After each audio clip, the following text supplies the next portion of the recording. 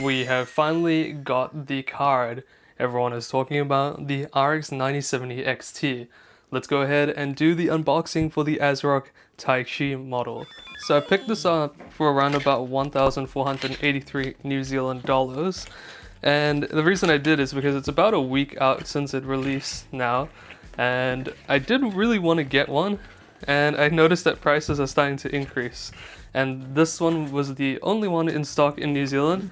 I saw that PB Tech recently also got some stock of their Sapphire Nitro, which also uses this funny power connector.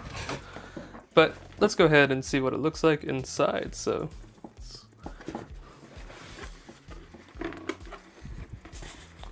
cool, awesome. Go. Not very fancy packaging, which is all good. Let's see what we have in here. So we have the ASRock installation guide. Don't need that. Actually, we might do because of the power connector. Let's see what else is in here. We have the 16-pin connector as well, and this just connects to the 8 pins, so 3 of them. We also have a graphics card stand as well, which is pretty cool. So this seems this moves up a little bit, so to keep the GPU sag from happening. Very nice addition. Then we have the graphics card as well. Let's take a look at the GPU. It's quite a hefty boy. It's actually not as heavy as I thought it would be. There we go. So let's have a look here.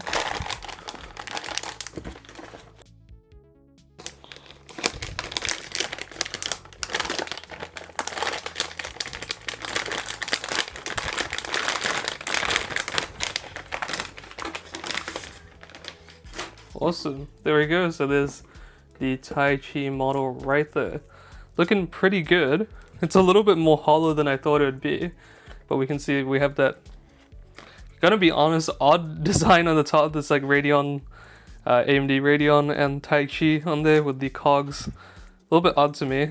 We have that connector, so the 16-pin, and then we have on the front it says Radeon, and on the other side it says Taichi. Now a lot of people said this looks like a little plasticky, like a toy, and honestly, yeah, I can kind of see it. This doesn't look the best. It's looking a little bit cheap there, but just nitpicking, honestly. And then on the side of the fan, the side profile, we have the one RGB fan, I believe, and just these two are not RGB. Then we have the black and gold design, which actually looks pretty cool on the side of the card, won't even lie. Then we can see the cooler in there. It's actually quite hefty. You can see the card ends here, so it could have been a dual fan instead of triple, and then it seems to be that this entire fan is just cooling down the radiator by itself, and it's actually got space at the top, which is actually pretty smart. I think they did a decent job overall, although it looks a little bit funny to me, but I guess I'm not too fussed around about that. So there we go, it says 9070 XT, and this is obviously 16 gigabytes of GDDR6, and on the back of it as well, let's have a look. So it comes with 3 display ports and 1 HDMI, which is cool, and is triple slot design, I believe. Yeah, it should be triple slot. So it's not as heavy as you'd think it'd be for such a large card, but honestly, overall not too bad of a design. We'll go ahead and get some pictures and we'll turn it on as well. And I probably will do a benchmark separately in a different video just to separate it up. Oh, one more thing is that it also has a dual BIOS mode. So you can turn it from quiet to OC or performance to quiet, I believe. And yeah, I mean, everything's looking pretty nice and clean. Pretty happy with this purchase. I really needed to upgrade, especially for rendering videos. It's getting a bit of a pain on my RTX 3070 over there. So yeah, I mean, looking good, pretty happy. Oh, also, it also has a RGB connector here if you guys want to sync up your RGB. So just the 5-volt version. And it says LED on and off switch there as well. So it has an LED on and off switch. And yeah, I guess you'll be able to add on your RGB, connect it up to your PC without any software. yeah, but looking pretty cool overall. For this part of the video, I'll be showing you guys a sped up version of the RX 9070 XT installation, and it was pretty easy. It's a triple slot design, but it fit pretty well in my full ATX case. As you can see there's a little bit of room at the bottom. What was good as well is they included that GPU standoff, which really helps with GPU sag. In terms of that 16-pin power connector, of course you can use an ATX 3.0 power supply to connect directly from the power supply to that connector, or in my case, I'm using the adapter with the 3 8-pins. So just keep in mind that my power supply that I was attaching it to here was a 750 watt power supply. Off my PCIe 8X connector, I've also used a pigtail to one of them, so 2 of the connectors are coming off a single line and one of the other ones is coming off its own line.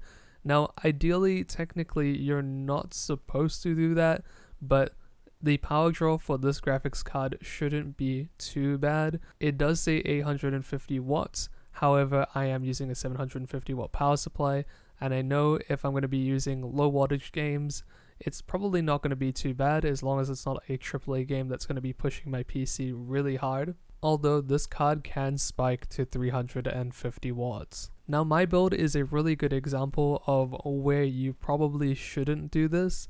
So if you go in PC Part Picker, for example, and put your whole build in, absolutely everything, every part, every RGB strip, etc., you should be able to see your estimated wattage.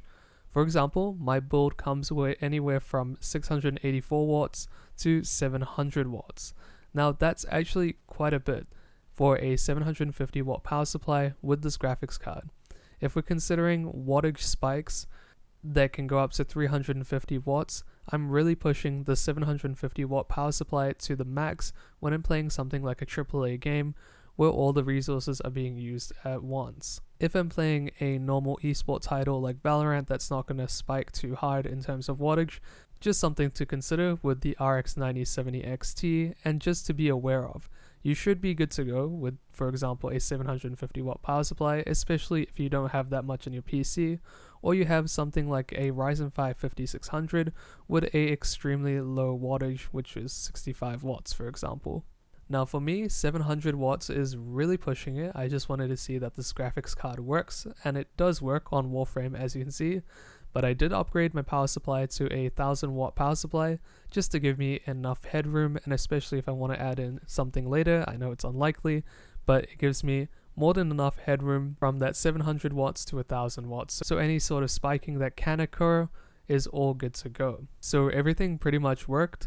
Although the story does not end here, I have a little bit of an interesting story of what happened to my PC, kind of unrelated, but we'll see how it goes and keep you guys updated. Also, one more note, if you guys have the RX 9070 XT and specifically the Taichi model, how much coil whine do you get out of this card?